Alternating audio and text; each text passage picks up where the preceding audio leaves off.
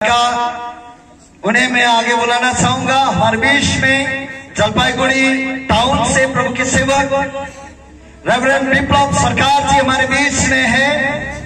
आज का ये तो ये समय हमारे आदरणीय प्रभु का सेवक रेवरेंड विप्लव सरकार जी को ये समय में दूंगा। Good evening. कम से कम ये बोलने से अच्छा रहेगा कि आप लोग मेरे आवाज को सुन पा रहे हैं, ये समझ में आ रहे हैं। हालांकि मैं हिंदी में नहीं बोलूंगा, लेकिन मैंने काफी सारे लोगों मेनली जो हॉली माइनॉरिटी जो सोसाइटी है उसके द्वारा जो प्री क्रिसमस सेलिब्रेशन किया जा रहा है, मैं बहुत खुश हूँ। हालांकि मैं हिंदी बोलने वाले परिवार से नहीं हूँ, मैं बंगाली हूँ, प्योर बंगाली हूँ। আমি পুরো বাঙালি এবং পড়াশোনা বড় হওয়া আমার লাস্ট 4 পুরুষ সবাই আমার পরিবারের সবাই আমরা বাঙালি, বাংলায় কথা বলি, বাংলায় মাছ ভাত খাই, সবকিছু। তাই আজকে ধন্যবাদ দিই সন্ধ্যাবেলায় যে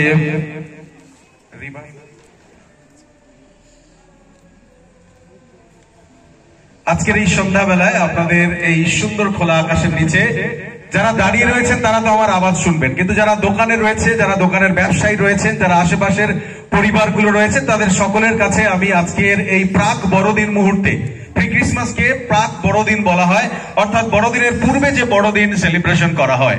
তাই আজকের এই সন্ধ্যায় আমি আমার ব্যক্তিগত জীবনের অন্তরের অন্তরাগার থেকে আপনাদের জন্য অনেক ভালোবাসা এবং শুভেচ্ছা নিয়ে এসেছি। যদিও আপনাদের হয়তো ঠান্ডা অনুভূতি হচ্ছে, কিন্তু আপনি জানবেন যে এই ঠান্ডারই কোনো একটা সময় এখান থেকে কয়েক হাজার কিলোমিটার দূরে একটা গ্রামে একজন জন্মেছিলেন যার জন্য আজকে জন্মদিন পালন করা হয়। কিন্তু তার আগে আমি আপনাদেরকে একটা গল্প বলতে চাই, এবং এই গল্পটা এরকম যেটা আমাদের জীবনের সাথে পরিচিত। এবং এই গল্পটা এরকম যে 4 জন অন্ধ ব্যক্তি ছিল, এবং এই 4 জন অন্ধ ব্যক্তি যারা চোখে দেখতে পারে না জন্ম থেকে, তাদেরকে বলা হয়েছিল যে তোমরা বলো তোমরা কি স্পর্শ করলে, এবং তাদের কাছে একটা বড় হাতি নিয়ে আসা হয়েছিল। এবং সেই হাতিটাকে তারা যেহেতু দেখতে পায় না, বিকজ দে আর ব্লাইন্ড, তারা অন্ধ, তাই বলা হয়েছিল যে এই হাতিটাকে তোমরা স্পর্শ করে বলো। তো একজন অন্ধ সেই হাতিটার কান স্পর্শ করেছিল। কান, যে দুটো কান থাকে, সেই কানটাতেই তার হাত গেছে এবং হাত দিয়ে বলছে, ও হাতি অনেকটা আমাদের হাত পাখার মতো, যেটা দিয়ে আমরা হাওয়া খাই, পাখা, সেই পাখার মতো। আরেকজন হাতির পা ধরেছিল, ও বলছে ও হাতি হলো বড় বড় শাল গাছের মতো, বিশাল বড় একটা গাছ। হাতির লেজটা ধরেছিল, এবং সেই লেজটা ধরে বলেছে যে হাতি অনেকটা পাতলা সুতোর মতো, যেটা দিয়ে বালতিতে করে কুয়ো থেকে জল তোলা হয়। চতুর্থ ব্যক্তিকে আর জিজ্ঞাসা করার দরকার হয়নি। এবার জিজ্ঞাসা করা হলো যে এরা কেন হাতি সম্পর্কে এই বিষয়টা, তারা যা হাতি নয় সেই বিষয় কেন বললো। এবং তার খুব সহজ উত্তর হলো, যেহেতু তারা দেখতে পায় না, সেহেতু তারা যা সামনে পেয়েছে, যা স্পর্শ করেছে, যা তাদেরকে দেওয়া হয়েছে, সেটাই তারা মনে করেছে যে হাতি আসলে এরকম। কিন্তু যারা আমরা দেখতে পাই, যাদের আমাদের চোখ খোলা রয়েছে, তারা আমরা বুঝতে পারি যে হাতি কখনোই একটা পাখার মতো নয়, হাতি কখনোই একটা শাল গাছের মতো নয়, বা হাতি একটা পাতলা দড়ির মতো নয়, হাতি একটা বৃহৎ আকার। ঠিক আজকের দিনেও আমাদের কাছে, আমাদের জীবনে এমন অনেক বিষয় রয়েছে যেটার সত্যতা আমরা জানি না, তার সম্পর্কে আমাদের কাছে অনেক গল্প রয়েছে, আমাদের কাছে কেউ কিছু শুনিয়েছে, আর আমরা ওটাই বিশ্বাস করছি। আপনারা জানবেন যে বছরের পর বছর ধরে প্রভু যীশু খ্রিস্টের জন্মদিন পালন করা হয়। ইয়েশুকে বাংলায় যিশু বলে, ইংলিশে জিজাস বলে, যিশুর নিজের ভাষাতে ইয়েশুয়া বলতো, নামের অর্থ একই। কিন্তু যিশুর জন্মদিন কেন পালন করা হয়? যিশু জন্মেছেন বলে জন্মদিন পালন করা হয়? না না না না না, যিশু জন্মেছেন বলে তার জন্মদিন পালন করা হয় না। আমরা এখনো রবীন্দ্র জয়ন্তী পালন করি, আমরা এখনো নেতাজি জয়ন্তী পালন করি, আমরা এখনো গান্ধী জয়ন্তী পালন করি। নেতাজি জন্মেছিলেন বলে তার জন্মদিন পালন করা হয় না, গান্ধীজি জন্মেছেন বলে তার জন্মদিন পালন করা হয় না, বা রবীন্দ্রনাথ জন্মেছেন বলে তার জন্মদিন পালন করা হয় না। না না না, মৃত্যুর পরে যে এই পৃথিবীতে নেই, তার জন্মদিন যদি পালন করা হয়, তাহলে জানবেন তিনি এমন কিছু করে গেছেন যার জন্য তার জন্মদিন পালন হচ্ছে। নেতাজি বা গান্ধীজি, যাকে আমরা আমাদের জাতির জনক বলি, তার জন্মদিন পালন করা হয় কারণ তিনি দেশের জন্য আশ্চর্য অবদান রেখে গেছে, তিনি দেশের জন্য তার জীবন পর্যন্ত দিয়েছে। তাই আজও আমরা গান্ধী জয়ন্তীকে সেলিব্রেট করি, আমরা রবীন্দ্রনাথকে স্মরণ করি। রবীন্দ্রনাথ কোনো জাতির প্রতীক নয়, রবীন্দ্রনাথ আমাদের দেশের, একটু আগে যে ন্যাশনাল অ্যান্থেম হলো, জাতীয় সঙ্গীত করলাম, তার লেখক রবীন্দ্রনাথ। রবীন্দ্রনাথ না হিন্দুর, রবীন্দ্রনাথ না মুসলিমের, রবীন্দ্রনাথ না খ্রিস্টানের। তাহলে যীশু খ্রিস্ট যার জন্মদিন পালন করা হয়, তিনি কি জন্মেছেন বলেই তার জন্মদিন পালন করা হয়? না না না না না, যিশু এমন কিছু করে গেছিলেন যার জন্য সারা পৃথিবীতে জন্মদিন পালন করা। এবং যারা বাঙালিরা রয়েছেন, আমি আপনাদেরকে উৎসাহিত করি, যদি আপনি বাংলা ক্যালেন্ডারে দেখেন তাহলে দেখবেন 25শে ডিসেম্বরে লেখা রয়েছে বড়দিন। কিন্তু আপনি জানবেন ভৌগোলিকগত ভাবে বা সায়েন্টিফিক রিজন নেই যে 25শে ডিসেম্বরকে বড়দিন বলা হয়। কিন্তু কেন তাকে বড়দিন বলা হচ্ছে? কারণ এমন কিছু কাজ হয়েছে যার জন্য এই দিনটাকে বলা হচ্ছে বড়দিন। It's a big day. এবং এই শব্দটা সব থেকে বেশি প্রচলিত করেছিল রবীন্দ্রনাথ ঠাকুর। কিন্তু প্রশ্ন হলো, কেন তাকে বড়দিন বলা হচ্ছে, কেন তাকে ক্রিসমাস বলা হচ্ছে, কেন যীশু খ্রিস্টের জন্মদিন পালন করা হচ্ছে? তার সব দিন মুবারক, দিন মুবারক और is the reason for the season। এই ঋতুতে যীশু খ্রিস্টকে নিয়ে আমরা চিন্তা করি। ক্রিসমাস সি দিয়ে শুরু হয়েছে, alphabet C, C for Christmas. শুধু সি দিয়ে ক্রিসমাস হয় না, আরো দেখবেন সি ফর কেক রয়েছে, হ্যাঁ না? C for cake. দেখবেন এই বড়দিনের প্রত্যেকটা মিষ্টান্ন দোকানে বা এমনকি মুদির দোকানে, গ্রসারি দোকানে দেখবেন আপনি কেক পাবেন। আপনি ভালো ভালো দোকানে যাবেন, কেক পাবেন। এই মরশুম C for cake. C for candle. দেখবেন প্রচুর লোক নিজের বাড়িতে বা বিভিন্ন ব্যক্তিরা যারা যিশুকে ভালোবাসে তারাও যাবে সেই চার্চে গিয়ে তারা ক্যান্ডেল জ্বালাবে, মোমবাতি। C for candle. C for Christmas tree. বাড়িতে বাড়িতে দেখবেন ক্রিসমাস ট্রি। এখানে যদিও নেই, কিন্তু দেখবেন একটা সুন্দর ক্রিসমাস ট্রি সবাই বাড়িতে সাজায়। এই সিজনের একটা ইম্পর্টেন্ট বিষয় হলো C, C for Christmas tree. আর একটা সি রয়েছে, সেটাকে বলা হয় কার্নিভাল। দেখবেন সরকার পর্যন্ত এখন কার্নিভাল করছে। কার্নিভাল মানে একটা মহা উৎসব, এবং সি ফর কার্নিভাল রয়েছে। কিন্তু এই ক্রিসমাসে আরেকটি ফর ক্রাইস্ট। এই ক্রাইস্ট থেকে ক্রিসমাস শব্দটা এসেছে। ক্রাইস্ট মানে যীশু খ্রিস্ট, কিন্তু আরেকটা ক্রাইস্ট রয়েছে, সি রয়েছে, যেটা সম্পর্কে আমি বলতে চাই। এবং এই বড়দিন কেন পালন করা হয় তার সাথে সেই সিটা যুক্ত রয়েছে। একটা বললাম সি ফর ক্রিসমাস, তো অবশ্যই রয়েছে C for cake, C for candle, C for carnival, C for Christmas tree, C for Christ, and the very important C for, যেটা দিয়ে আজকে আমি আপনাদের সাথে দু একটা কথা বলে বিদায় জানাতে চাই এবং ক্রিসমাসের কথা বলতে চাই। আর সেটা হলো C for cross. C for cross. এবং উপরের যত 5টা 6টা বিষয় বললাম তার থেকেও এই সব কিছুকে রিলেট করে, সবকিছুকে যুক্ত করে সি ফর ক্রস। কেন বলছি না, আমি আপনাকে একটা অনেক দূরের ইতিহাসে নিয়ে যাই। এই পৃথিবীতে যখন মানুষের সৃষ্টি হয়নি তখন ঈশ্বরের মাথায় কিছু পরিকল্পনা চলছিল। যখন এই পৃথিবী বিশ্ব ব্রহ্মাণ্ড সৃষ্টি হয়নি তখন এই পৃথিবীতে কিছু পরিকল্পনা ঈশ্বর করছিলেন, এবং সেই পরিকল্পনা তিনি এই পৃথিবী বানাবেন, পৃথিবী সৃষ্টি করবেন, সবকিছু সৃষ্টি করবেন, এবং তারপরে তিনি তার বিশেষ সৃষ্টি করবেন। এবং যখন ঈশ্বর ফাইনালি সবকিছু সৃষ্টি করে দিলেন, তারপরে তার প্রিয় সৃষ্টি মানুষকে তৈরি করলেন। জানবেন যারা প্রথমবারের জন্য শুনছেন, মানুষকে যখন ঈশ্বর সৃষ্টি করলো বাকি সবকিছুকে তিনি শুধু বললেন আলো হোক, সেখানে আলো হলো। বললো সমস্ত সরীসৃপ প্রাণী তৈরি হয়ে যাক, সমস্ত বনজ সবজি তৈরি হয়ে যাক, সবকিছু তৈরি হলো। কিন্তু যখন তিনি মানুষকে বানালেন, মানুষকে তিনি নিজের হাতে তৈরি করলেন। এবার আমি আপনাকে বলি, মানুষকে তিনি যখন তৈরি করলেন তখন একটা ইন্টারেস্টিং ক্যারেক্টার প্লে করলেন। যদি আপনি মানুষকে দুটো হাত যদি আড়াআড়ি করে দেন তাহলে দেখবেন মানুষের শেপটা কেমন হয়। মানুষের শেপটা সি ফর ক্রসের মতো হয়। কেন না, ঈশ্বর এই পৃথিবীকে, তার সুন্দর পৃথিবীকে সব থেকে বড় উপহার দিলেন মানুষকে। অর্থাৎ ঈশ্বর যিনি উপরে থাকেন, তারপরে তিনি আদমকে বানালেন, অর্থাৎ সেই উপরের সেই লম্বা কাঠটা, অর্থাৎ ঈশ্বরের সাথে মানুষের একটা সুন্দর সম্পর্ক তৈরি হলো। কিন্তু ঈশ্বর স্বার্থপর নন। Our God is not the selfish God, my dear friends. আজকের সন্ধ্যায় আপনাকে বলতে চাই, যে ঈশ্বর সম্পর্কে আপনি অনুসন্ধান করছেন, যে ঈশ্বর সম্পর্কে আপনার ধারণা রয়েছে, আপনি বুঝে যান আপনার ঈশ্বর স্বার্থপর ঈশ্বর নন। যিনি সবকিছু সৃষ্টি করেছেন, তিনি যখন মানুষকে সৃষ্টি করলেন, তিনি দেখলেন মানুষ একা রয়ে গেছে, আর তখন তিনি মানুষের জন্য আরেকজন সুন্দর তার সহকারিণী, তার জন্য একজন বন্ধু তৈরি করলেন। এবং ঈশ্বরের সাথে মানুষের সম্পর্ক অর্থাৎ সে লম্বালম্বি কাঠ, এবং আরেকটা সম্পর্ক তিনি দিলেন অর্থাৎ মানুষের সাথে মানুষের সম্পর্ক। একটা সুন্দর ক্রস তৈরি হলো প্রথম এদেন উদ্যান বাগানে, যে বাগান ঈশ্বর তৈরি করেছিলেন মানুষের জন্য। অর্থাৎ ঈশ্বরের সাথে মানুষের সম্পর্ক ভালো ছিল এবং মানুষের সাথে মানুষের সম্পর্ক ভালো ছিল। ক্রসটা কালভেরিতে তৈরি হয়নি, ক্রসটা তৈরি হয়েছিল এদেন উদ্যান বাগানে। এবং মানুষ ঈশ্বরের সাথে ভালো ছিল। শুনবেন প্রিয় শ্রোতা, যারা বাড়িতে বসে রয়েছেন, যারা বিছানায় বসে রয়েছেন, যারা চেয়ারে বসে রয়েছেন, যারা টিভি দেখছেন, তারা আজকে আর মাত্র 10-15 মিনিট শুনুন। আজকের সন্ধ্যাটা আপনার জীবনে নতুন কিছু ঈশ্বর নিয়ে আসতে চলেছে। এই কথাগুলো আমার নয়, আমার শুধু মুখ আর আমার শব্দ, কিন্তু এর সমস্ত পরিকল্পনা ঈশ্বরের। ঈশ্বর যে সুন্দর ক্রস তৈরি করলেন, একদিন শয়তান এসে সেই সুন্দর ক্রসটাকে ভেঙে দিলেন। মানুষকে বললেন তুমি ঈশ্বরের থেকে বড় হয়ে যেতে পারো। জানবেন এই পৃথিবীতে শয়তানের সব থেকে বড় চক্রান্ত যেন মানুষকে ঈশ্বর বানিয়ে দেবার একটা চক্রান্ত করতে পারে। আর তাই শয়তান এসে মানুষকে বলল তুমি ঈশ্বরের থেকে বড় হয়ে যেতে পারো, এবং মানুষ সেই ভুলের মধ্যে পা দিয়ে দিল।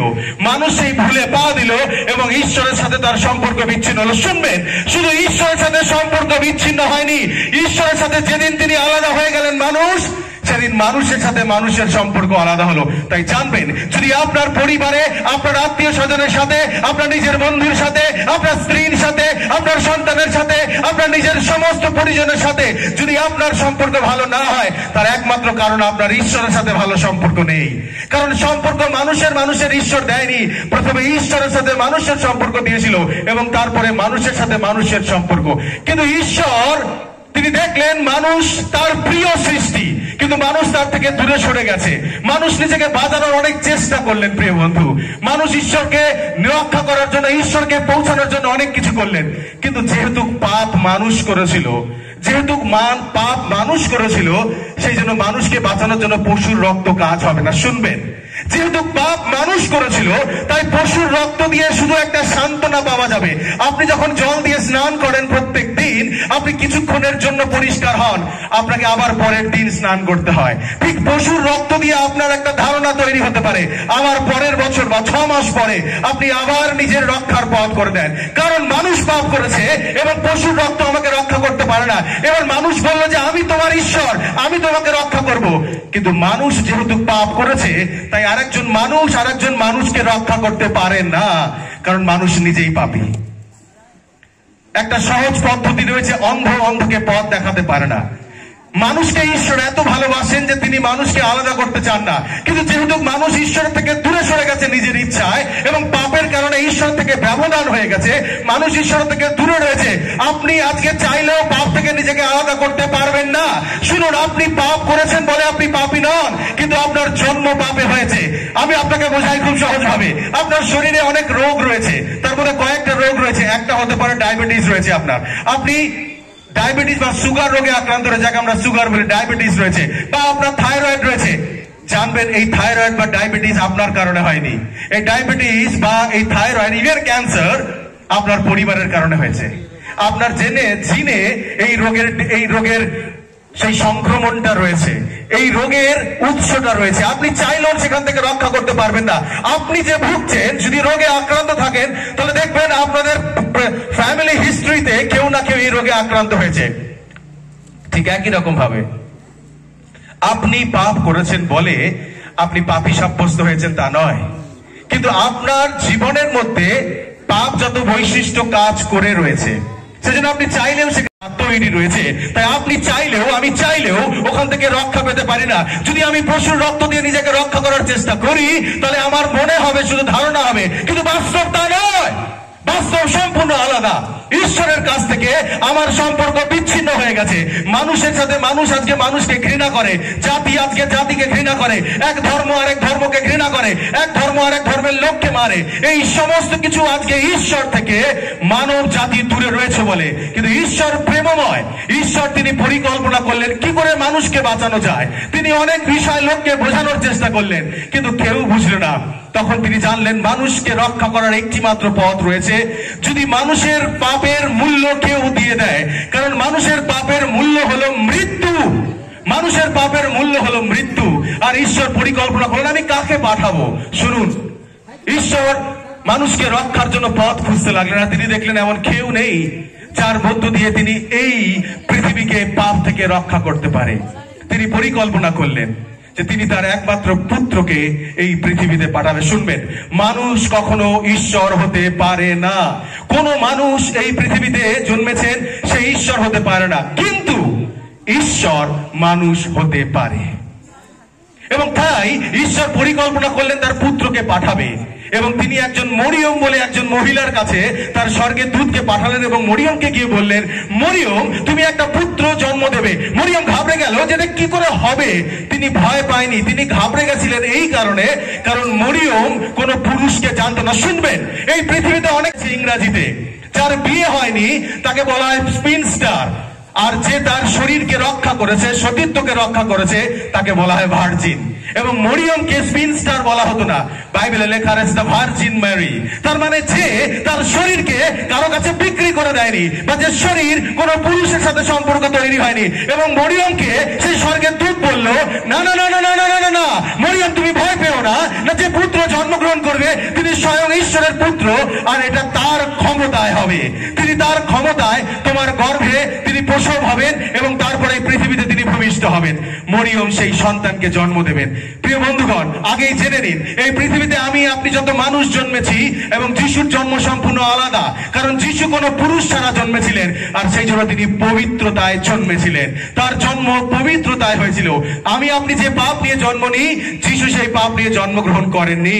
এবং বাইবেল পরিষ্কার বলছে যোসেফ তার বাবা নয়, যোসেফ তাকে দেখাশোনা করেছিলেন। He was like a take care, একজন টেক কেয়ার ব্যক্তি যিনি তাকে দেখাশোনা করেছিলেন।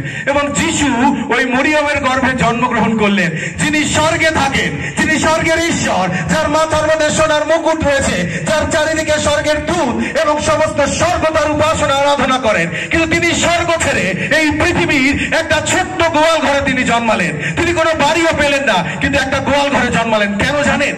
যেন আপনার আমার মতো সাধারণ মানুষ, যেন আপনার আমার মতো বাঙালি, যেন আপনার আমার মতো আদিবাসী, যেন আপনার আমার মতো নেপালি, যেন আপনার আমার মতো বোডো, যেন আপনার আমার মতো বিহারি, যেন আপনার আমার মতো রাভা, যেন আপনার আমার মতো সাঁওতাল, যেন আপনার আমার মতো যে কোনো সম্প্রদায়ের মানুষ সেই যিশুর ঘরে প্রবেশ করতে পারে। কারণ একজন রাজা যদি রাজপ্রাসাদে জন্ম নেয়, তাহলে তার সাথে সাক্ষাৎ করা আমার আপনার মতো সাধারণ মানুষের সম্ভব নয়।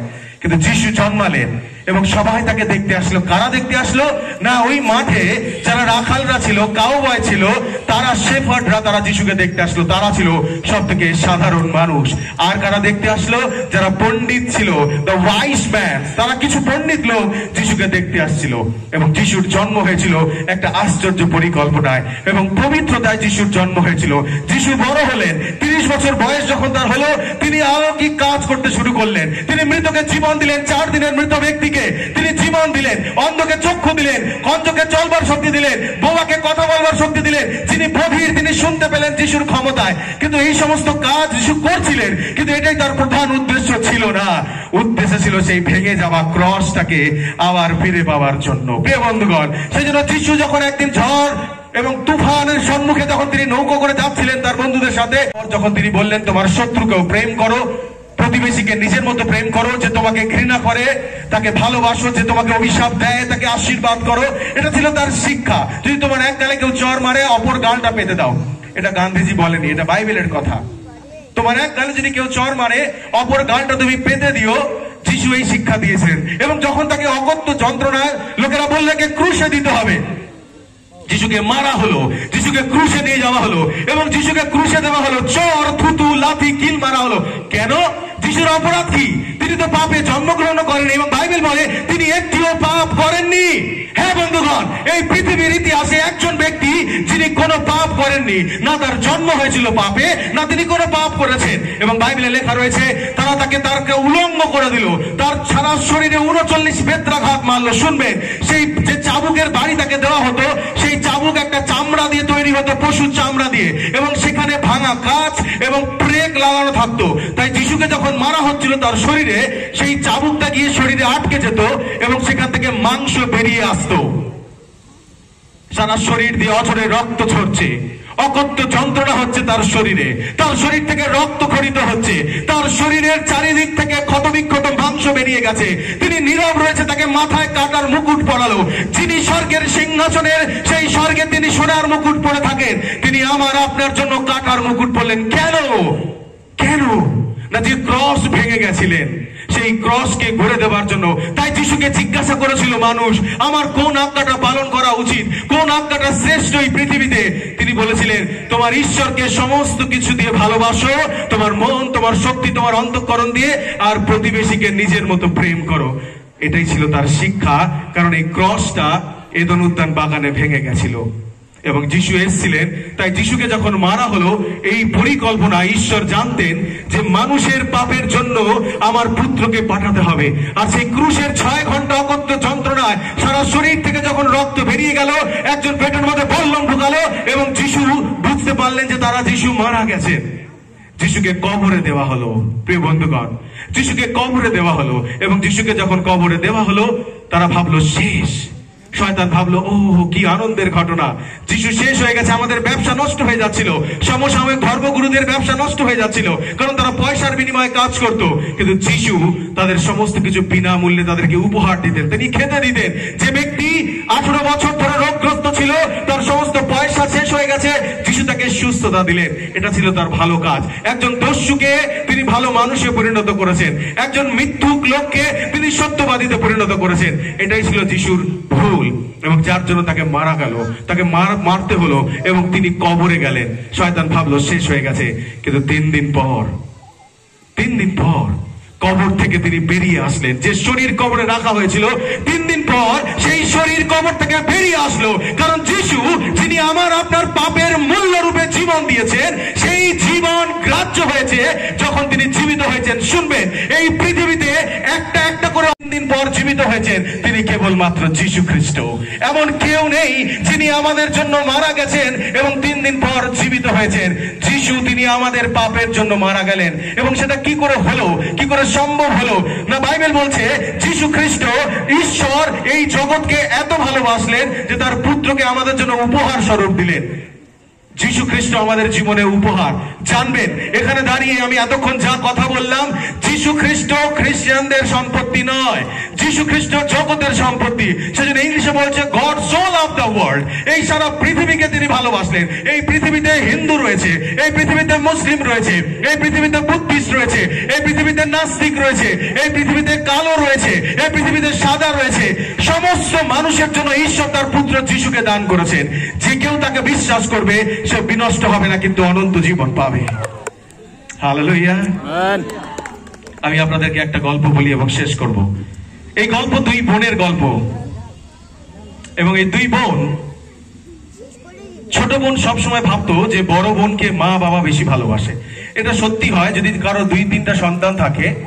এটা আমি আবিষ্কার করেছি আমার ব্যক্তিগত অভিজ্ঞতা থেকে, যে বাবা মায়ের একটা সন্তান প্রিয় হয় কারো না কারো। বাবার একজন প্রিয় সন্তান হবে, মায়েরও একটা প্রিয় সন্তান হবে, এবং সেটা বুঝতে দেবে না, কিন্তু তার ভালোবাসার কারণ হবে একজন আলাদা। কিন্তু এই বোনটার সবসময় মনে হতো যে মা বাবা তার দিদিকে বেশি ভালোবাসে। उस छोटी सी बहन को लगता था कि मेरे माँ और पिताजी जो है वो छोटी बहन को ज्यादा प्यार करते हैं। সেজন্য ওর হিংসা হতো সবসময়, এবং মাকে বলতো, মা তুমি আমার দিদিকে ভালোবাসো বেশি, তুমি ওকে দামি জামা কাপড় কিনে দাও, তুমি ওকে মাছের বড় পিসটা দাও, তুমি যদি বাড়িতে চিকেন নিয়ে আসো তাহলে লেগ পিসটা দিদিকে দাও, তুমি আমাকে কখনো চিন্তা করো না, কিছু কেনবার আগে তুমি আমাকে জিজ্ঞাসা করো না, কিন্তু জিজ্ঞেস করো দিদিকে। এবং তার সবসময় তার দিদির প্রতি একটা জেলাসি থাকতো, একটা হিংসা থাকতো, এবং এটা স্বাভাবিক। কারণ আমি বলছিলাম, যদি আমাদের ঈশ্বরের সাথে সম্পর্ক ভালো না থাকে তাহলে আমরা মানুষকে ভালোবাসতে সঠিকভাবে পারি না, কারণ ঈশ্বরই আমাদেরকে শেখায় প্রকৃত ভালোবাসা কি।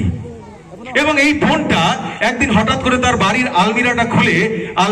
আলমারি খুলে দেখছে যে একটা সুন্দর পুতুল রাখা রয়েছে, একটা বিশাল বড় ডল রাখা রয়েছে, এবং তার দেখে খুব ভালো লাগলো। কিন্তু সঙ্গে সঙ্গে তার চিন্তা হয়ে গেল এই পুতুলটা তার দিদির জন্য নিয়ে এসছে। কে না, তার মামা বাড়িতে এসছে, এবং তার মামা তার বাড়িতে এসে এটা দিদির জন্য রেখেছে। তার খুব রাগ হলো, আলমিরা থেকে পুতুলটা বের করলেন, পুতুলটা বের করে সেই পুতুলটাকে চর থাপ্পড় লাথি থুতু দিলেন, তারপরে পুতুলটাকে মাটিতে ফেলে অনেক রকম বেড়ে পুতুলটাকে পুরো ছিঁড়ে ফেলে দিলেন। চারিদিকে পুতুলের ভেতরের যে মেটেরিয়ালস গুলো থাকে চারিদিকে ছড়িয়ে ছিটিয়ে পড়ে রয়েছে। এবং তারপরে নরমালি আবার বাড়ির সবার সাথে ডাইনিং টেবিলে বসে খেতে শুরু করলেন। তার মামা কথা বলতে বলতে বললেন, তোমার জন্য একটা উপহার রয়েছে, তুমি কি জানো? সে বলছে না।